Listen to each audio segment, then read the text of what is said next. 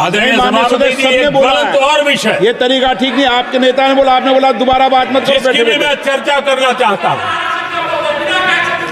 और वो ज्वलंत विषय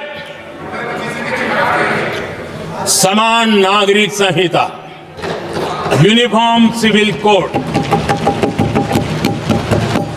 ये विषय भी संविधान सभा के ध्यान बाहर नहीं था। संविधान सभा ने यूनिफॉर्म सिविल कोड को लेकर के लंबी चर्चा की, गहन चर्चा की, और उन्होंने बहस के बाद निर्णय किया कि अच्छा होगा कि जो भी सरकार चुन करके आए वो उसका निर्णय करे और देश में यूनिफॉर्म सिविल कोड लागू करे। ये संविधान सभा का आदेश था। और बाबा साहब आंबेडकर ने कहा था, जो लोग संविधान को समझते नहीं है, देश को समझते नहीं है, सत्ता भूख सेवा कुछ पड़ा नहीं है, उनको पता नहीं है बाबा साहब ने क्या कहा था। बाबा साहब ने कहा था, धार्मिक आधार पर बने। ये मैं बाबा साहब की बात कर रहा हूं, इतना वीडियो कट करके घुमाना मत। आदरणीय सभापति जी, बाबा साहब ने कहा था, धार्मिक आधार पर बने पर्सनल लॉ को खत्म करने की बाबा साहब ने जोरदार वकालत की थी।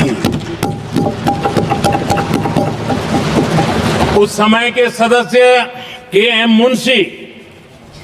मुंशी जी ने कहा था, समान नागरिक संहिता को राष्ट्र की एकता और आधुनिकता के लिए अनिवार्य बताया था। कमा मुंशी जी ने।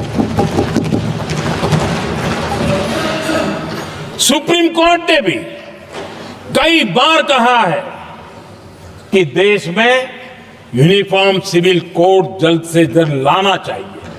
सरकारों को आदेश दिए हैं सुप्रीम कोर्ट ने। और उसी संविधान की भावना को ध्यान में रखते हुए, संविधान निर्माताओं की भावनाओं को ध्यान में रखते हुए, हम पूरी ताकत से लगे हुए हैं सेक्युलर सिविल कोड के लिए। और आज कांग्रेस के लोग संविधान निर्माताओं की भावना का भी, सुप्रीम कोर्ट की भावना का भी अनादर कर रहे हैं, क्योंकि उनकी राजनीति को सूट नहीं करता है। उनके लिए संविधान वो पवित्र ग्रंथ नहीं है, उनके लिए एक हथियार है राजनीति का। खेल खेलने का हथियार बना दिया। लोगों को डराने के लिए संविधान को हथियार बनाया जाता है। आदरणीय सभापति जी, और ये कांग्रेस पार्टी, उनको तो संविधान शब्द भी उनके मुंह में शोभा नहीं देता है। इसलिए जो अपनी पार्टी के संविधान को नहीं मानते हैं, जिन्होंने अपनी पार्टी के संविधान को कभी स्वीकार नहीं किया है, क्योंकि संविधान को स्वीकार करने के लिए एक लोकतांत्रिक स्पिरिट लगता है जो जिनकी रगों में नहीं है। सत्तावाद और परिवारवाद भरा पड़ा है। अब आप देखिए जो कैसी शुरुआती कितनी गड़बड़ हुई है। मैं कांग्रेस की बात कर रहा हूं। 12 कांग्रेस की प्रदेश की कमेटियों ने, 12 प्रदेश कमेटियों ने सरदार पटेल के नाम पर सहमति दी थी। नेहरू जी के साथ एक भी कमेटी नहीं थी, नॉट अ सिंगल।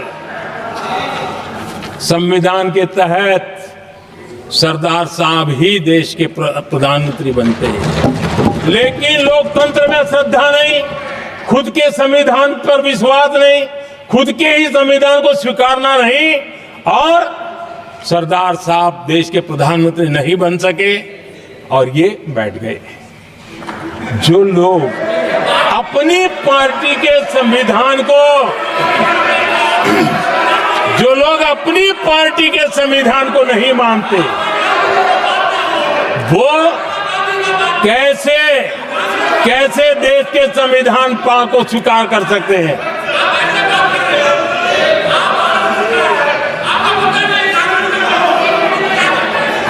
सभापति जी, जो लोग संविधान में लोगों के नाम ढूंढते रहते हैं, मैं जरा बताना चाहता हूं। कांग्रेस पार्टी के एक अध्यक्ष हुआ करते थे और वो अति पिछड़े समाज से आते थे। अति पिछड़े, पिछड़े भी नहीं, अति पिछड़े, अति पिछड़े समाज से आते हुए उनके अध्यक्ष श्रीमान सीताराम केसरी जी, कैसा अपमान किया गया। कहते हैं बाथरूम में बंद कर दिया गया, उठा करके फुटपाथ पर फेंक दिया गया। अपनी पार्टी के संविधान में ऐसा कभी नहीं लिखा गया, लेकिन अपनी पार्टी के संविधान को न मानना, लोकतंत्र की प्रक्रिया को न मानना और पूरी कांग्रेस पार्टी पर एक परिवार ने कब्जा कर लिया, लोकतंत्र को नकार दिया।